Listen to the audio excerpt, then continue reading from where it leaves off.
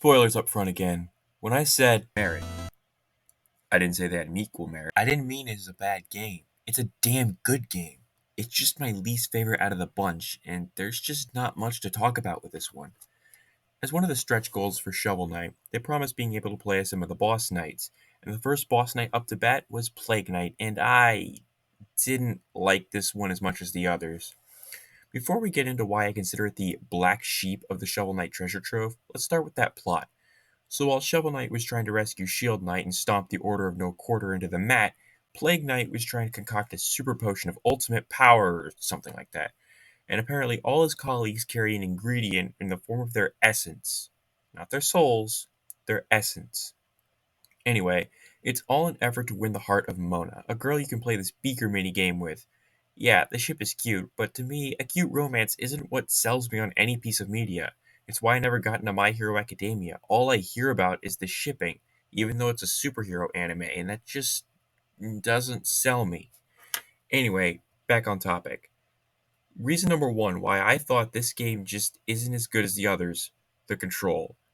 Alright, so Plague Knight has a double jump, which gets nowhere near as much height as Shovel Knight's normal jump. Here's the kicker. Plague Knight also has a bomb jump to make up for that, where after throwing a bomb, you can hold the attack button and release it to essentially fling Plague Knight across the stage.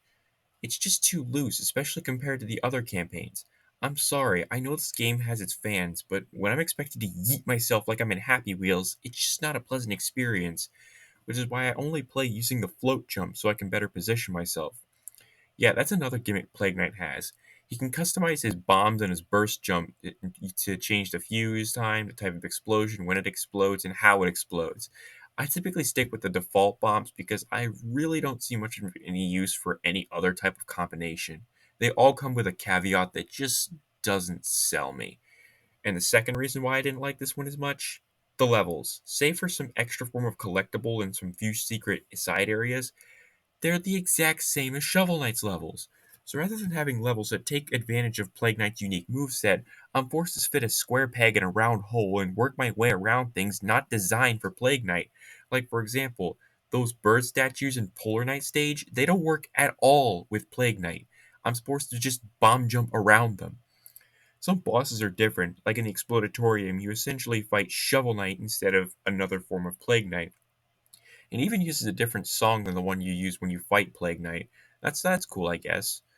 Also, rather than fighting the Remnant of Fate, you fight two bosses instead, the Plague of Shadows and the Corrupted Essence. My strategy for the Plague of Shadows is always, and after that you fight the Corrupted Essence, which for some reason takes place inside his mind despite it not really saying that within the game. Whatever. Mona says she always loved Plague Knight to begin with, the two blow up the tower, and that's that. Look, there was not a lot to talk about here, which is why I didn't make it its own video. Speaking of, here's what I guess you can call the versus mode, or the battle mode, or the showdown mode. Shovel Knight Showdown. It's a bit like Smash Brothers, only it controls a bit more like a regular Shovel Knight game, if you're picking up what I'm putting down. Yeah, muscle memory was not my friend here. Anyway, there's a lot of unlockable stages and characters, which I'm all for, and since Smash Brothers is one of my favorites, you'd think I'd play this game quite a bit. Not really. For you see, there's no online, only playing by yourself and with some pals. Nobody wants to play this game with me, so I'm stuck playing the story mode, unlocking all the characters by myself. On top of that, there's only really two modes, Treasure Clash and just the regular Showdown, which is the one I prefer. What threw me was the unlockable characters like Baz and the Phantom Striker joining the fun. I rarely play them, but they're a nice bonus. Anyway, Plague of Shadows gets an Owl House out of 10, and Showdown gets a Brawlhalla out of 10. Plague of Shadows is pretty good, but the main reason people like it, the main ship between the main characters, is not enough to keep me invested. And while Showdown is a nice distraction, it is not replacing Smash anytime soon, or ever for that matter.